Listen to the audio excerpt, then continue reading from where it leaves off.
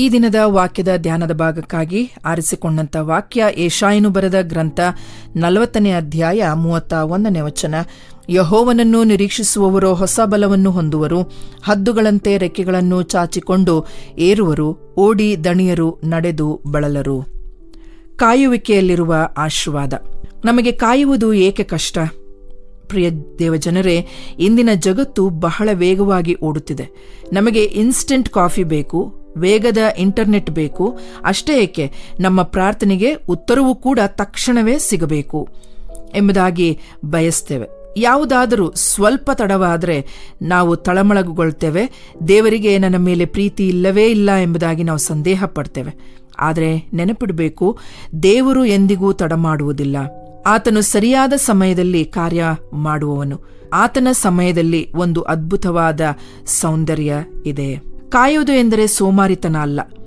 ಬಹಳಷ್ಟು ಜನರು ದೇವರಿಗಾಗಿ ಕಾಯುವುದು ಎಂದರೆ ಕೈಕಟ್ಟಿ ಸುಮ್ಮನೆ ಕೂರುವುದು ಎಂಬುದಾಗಿ ಭಾವಿಸ್ತಾರೆ. ಆದರೆ ಸತ್ಯವೇದದ ಪ್ರಕಾರ ಕಾಯುವುದು ಎಂದರೆ ನಿರೀಕ್ಷಿಸುವುದು, ವೇಟಿಂಗ್ ವಿತ್ ಎಕ್ಸ್ಪೆಕ್ಟೇಷನ್. ಇದಕ್ಕೆ ಅತ್ಯುತ್ತಮ ಉದಾಹರಣೆ ಹದ್ದು.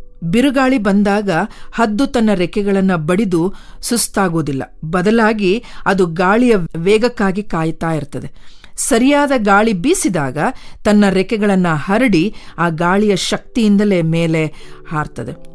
ಹಾಗೆಯೇ ನಾವು ನಮ್ಮ ಸ್ವಂತ ಶಕ್ತಿಯಿಂದ ಹೋರಾಡಿ ದಣಿಯುವ ಬದಲು ದೇವರಾತ್ಮನ ಸಹಾಯಕ್ಕಾಗಿ ಮತ್ತು ಆತನ ಸಮಯಕ್ಕಾಗಿ ಕಾಯಬೇಕು.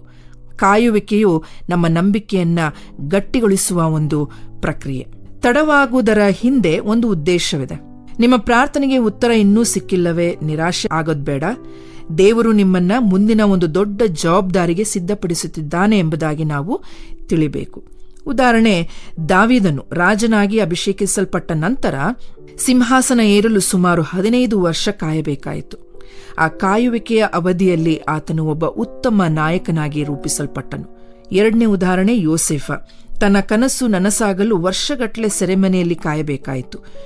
ದೇವರು ನಮಗೆ ಏನನ್ನಾದರೂ ಕೊಡುವ ಮೊದಲು ಅದನ್ನು ನಿಭಾಯಿಸುವ ಶಕ್ತಿಯನ್ನು ನಮಗೆ ನೀಡುತ್ತಾನೆ. ಕಾಯುವ ಸಮಯವು ವ್ಯರ್ಥ ಕಾಲವಲ್ಲ, ಅದು ಸಿದ್ಧತೆಯ ಕಾಲ ಆಗಿದೆ.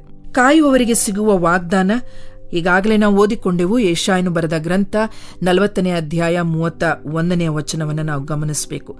ಯಾರು ದೇವರಿಗಾಗಿ ಕಾಯುತ್ತಾರೋ ಅವರಿಗೆ ಹೊಸ ಬಲ ಸಿಗುತ್ತದೆ. ಈಗ ನಾವು ಸುಸ್ತಾಗಿರ್ಬೋದು, ಜೀವನದ ಒಂದು ಜಂಜಾಟದಲ್ಲಿ ದಣಿತಾ ಇರ್ಬೋದು. ಆದರೆ ದೇವರ ಪಾದದ ಬಳಿ ಬಂದು ನಾವು ಕಾಯೋದಾದರೆ ಆತನು ನಮ್ಮ ಶಕ್ತಿಗಳನ್ನ ನವೀಕರಿಸ್ತಾನೆ. ಮತ್ತೆ ಓಡಿದರೂ ಬಳಲದಂತೆ ಆತನು ನಮ್ಮನ್ನ ಎತ್ತಿ ಹಿಡಿಯುತ್ತಾನೆ. ನಿಮ್ಮ ಗಡಿಯಾರದ ಸಮಯಕ್ಕಿಂತ ದೇವರ ಸಮಯ ಶ್ರೇಷ್ಠವಾದದ್ದು.